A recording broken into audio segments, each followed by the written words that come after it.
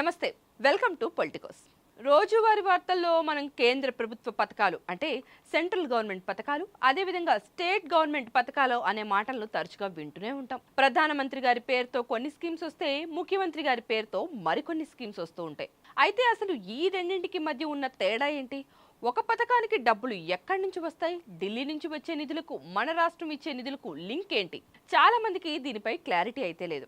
ఈ రోజు మన వీడియోలో కేంద్ర రాష్ట్ర ప్రభుత్వ పథకాల వెనుక ఉన్నటువంటి అస్సలు సీక్రెట్ ఏంటో, వాటి మధ్య ఉన్నటువంటి ప్రధాన వ్యత్యాసాలు ఏంటో కూడా క్లియర్ కట్ గా సింపుల్ స్టెప్స్ తో తెలుసుకుందాం. స్కిప్ చేయకుండా చివరి వరకు చూసేయండి. మరి ప్రభుత్వ పథకాలను అర్థం చేసుకోవాలంటే మొదట వాటిని 3 రకాలుగా మనం డివైడ్ చేసుకోవాలి. ఇందులో మొదటిది కేంద్ర రంగ పథకాలు లేదా సెంట్రల్ సెక్టార్ స్కీమ్స్ అని కూడా అనొచ్చు. ఈ పథకాలకు అయ్యేటువంటి మొత్తం ఖర్చును అంటే 100కు 100% 100% కూడా నిధులను కేంద్ర ప్రభుత్వం మాత్రమే భరిస్తుంది. ఇవి నేరుగా కేంద్ర జాబితాలోకి వచ్చే అంశాలపై ఉంటాయి. ఉదాహరణకు దేశ రక్షణ అంటే మిలిటరీ, అదేవిధంగా రైల్వేస్, జాతీయ రహదారులు లేదా ప్రధానమంత్రి కిసాన్ సమ్మాన్ నిధి లాంటివి ఈ కోవకి వస్తాయి. ఇక ఇందులో రాష్ట్ర ప్రభుత్వాల ఆర్థిక భాగస్వామ్యం అస్సలుండదు. కేవలం అమలులో ప్రక్రియలో మాత్రమే వాటి సహకారం కొంచెం ఉంటుంది.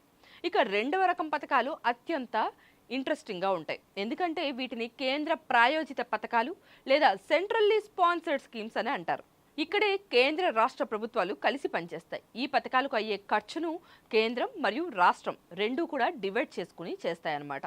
సాధారణంగా దీని రేషియో 60% కేంద్రం ఇచ్చినట్టయితే 40% రాష్ట్రమే భరించాల్సి ఉంటుంది. కొన్ని ప్రత్యేక రాష్ట్రాలు లేదా ఈశాన్య రాష్ట్రాలకైతే కేంద్రమే 90% నిధుల వరకు ఇస్తుంది. ఉదాహరణకు ఉపాధి హామీ పథకం ఉంది, స్వచ్ఛ భారత్ మిషన్, ఆయుష్మాన్ భారత్ వంటివి ఈ పద్ధతిలోనే నడుస్తాయి.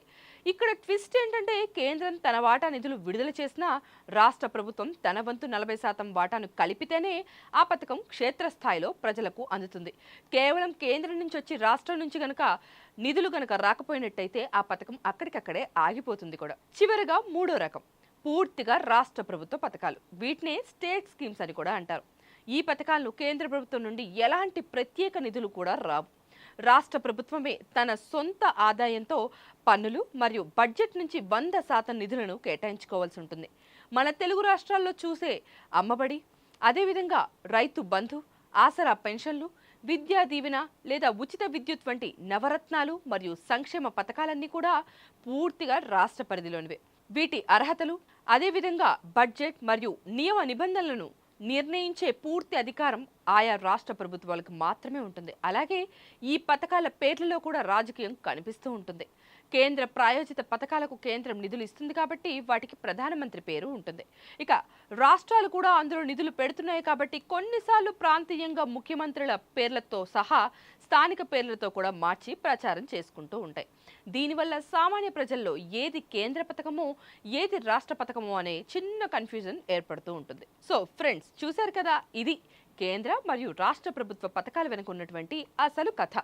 100% ఢిల్లీ ఫండింగ్తో నడిచేవి కొన్నైతే కేంద్ర రాష్ట్రాల భాగస్వామ్యంతో నడిచేవి మరికొన్ని. ఇక పూర్తిగా రాష్ట్ర ప్రభుత్వాలే తమ సొంత ఖర్చుతో నడిపేవి మరికొన్ని. ఈ సమాచారం కనుక మీకు హెల్ప్ఫుల్గా అనిపిస్తే వెంటనే ఈ వీడియోని లైక్ చేయండి. మీ ఫ్రెండ్స్ అండ్ ఫ్యామిలీ మెంబర్స్కు ఖచ్చితంగా షేర్ చేయండి.